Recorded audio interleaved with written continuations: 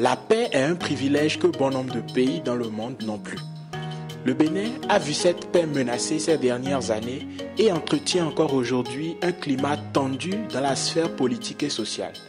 Des actions citoyennes naissent de plus en plus pour réclamer l'apaisement et le maintien de la paix au Bénin.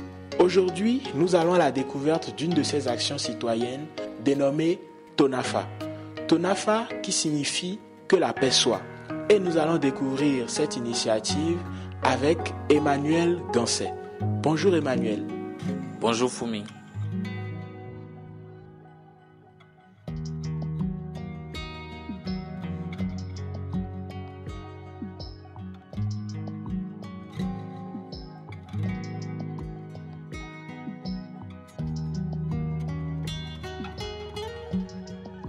Avant tout, il est quand même de bon ton de te présenter à nos chers auditeurs, aux personnes qui nous écoutent aujourd'hui.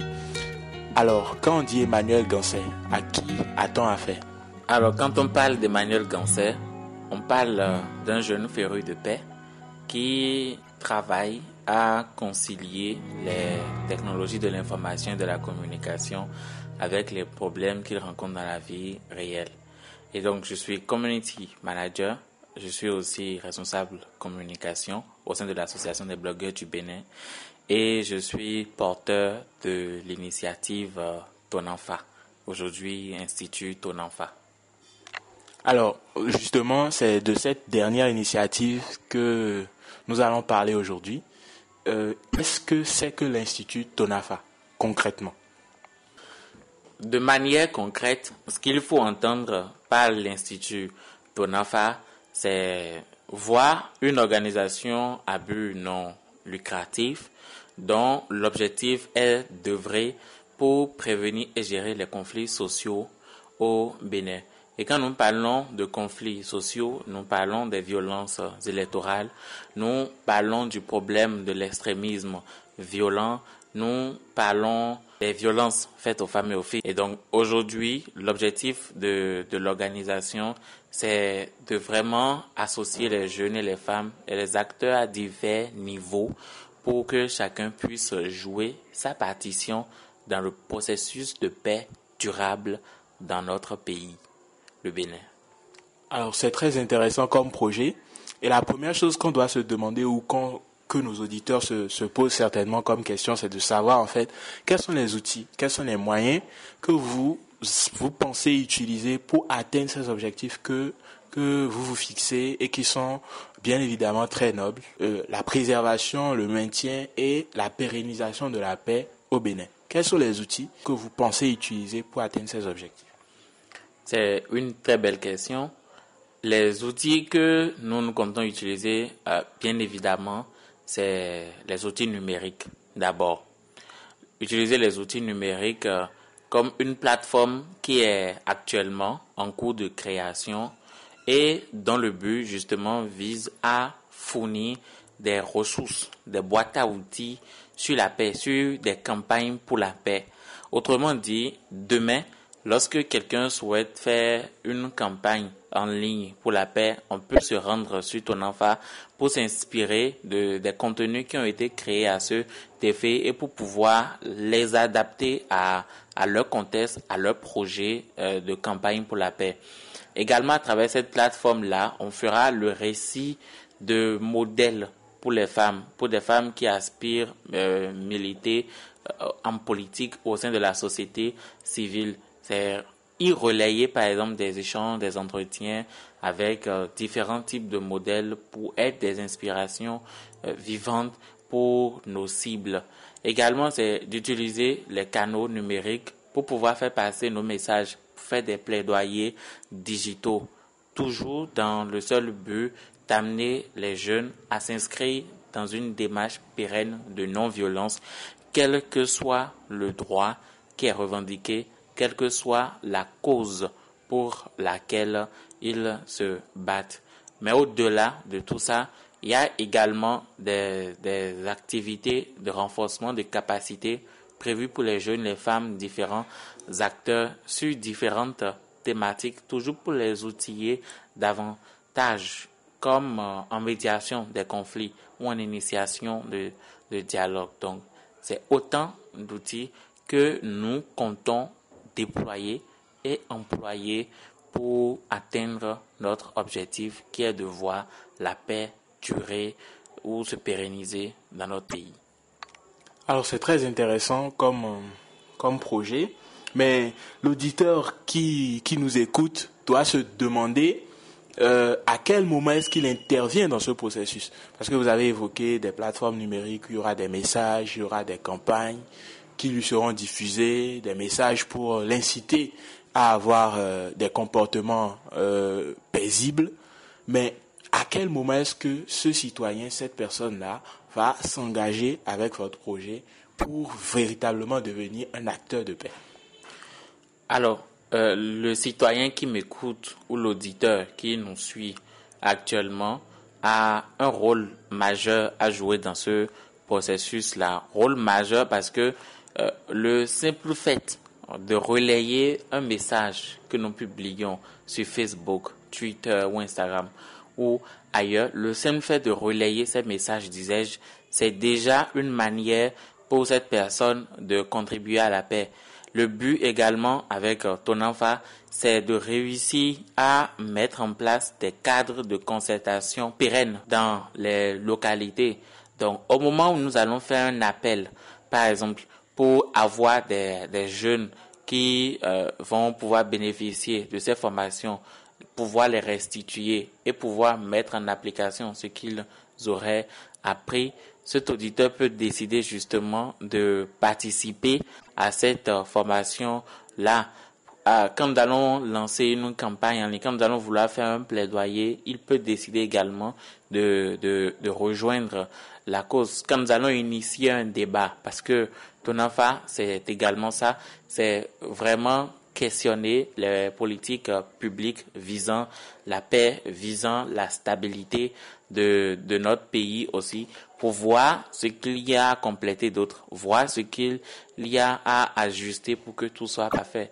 Donc, tout simplement, à cet auditeur-là, maintenant, comme à l'avenir, c'est de pouvoir répondre à notre appel de joindre les forces pour que le message passe avec plus d'écho. Merci beaucoup, Emmanuel.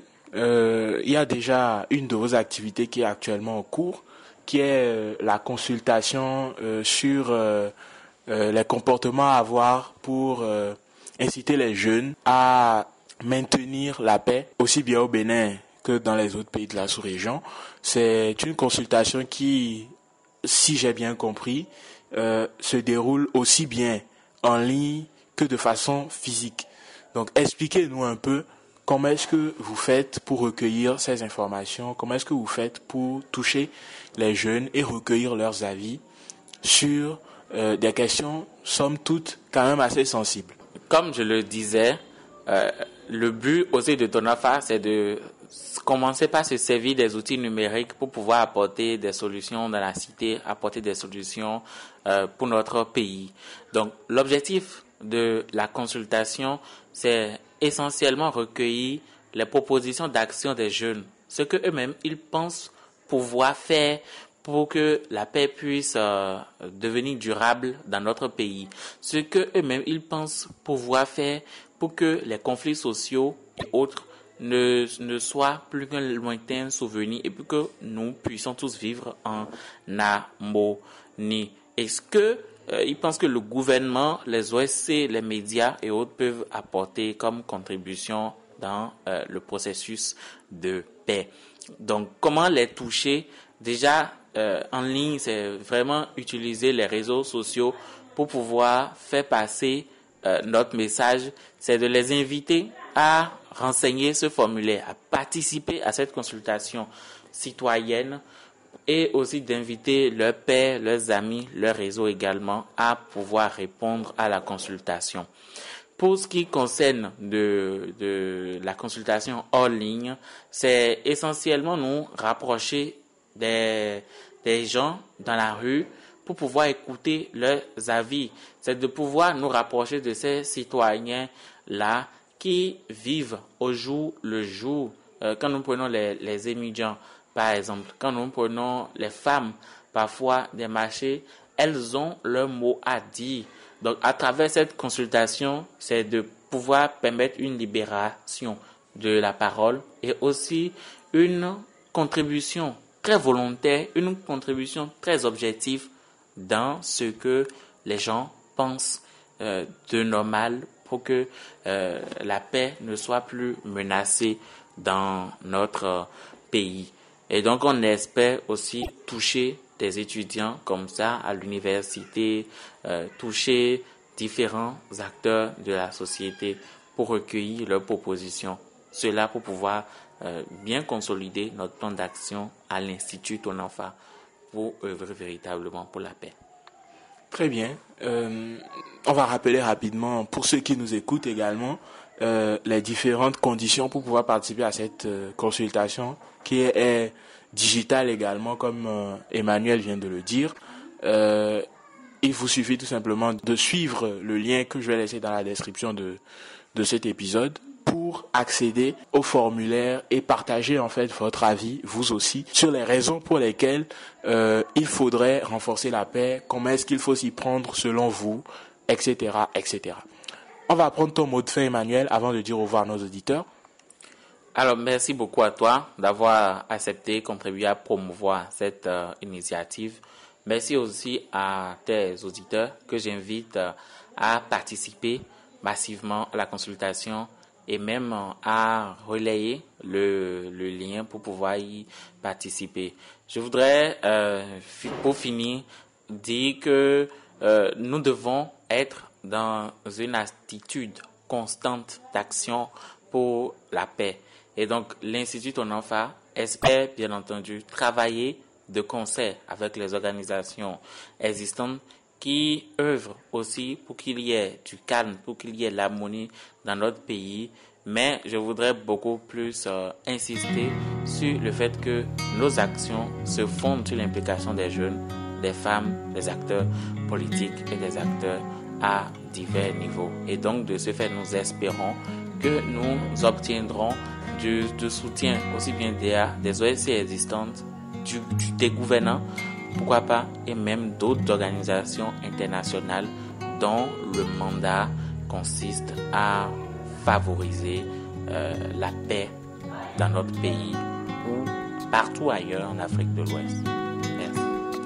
Merci Emmanuel et Tonanfa. Tonanfa.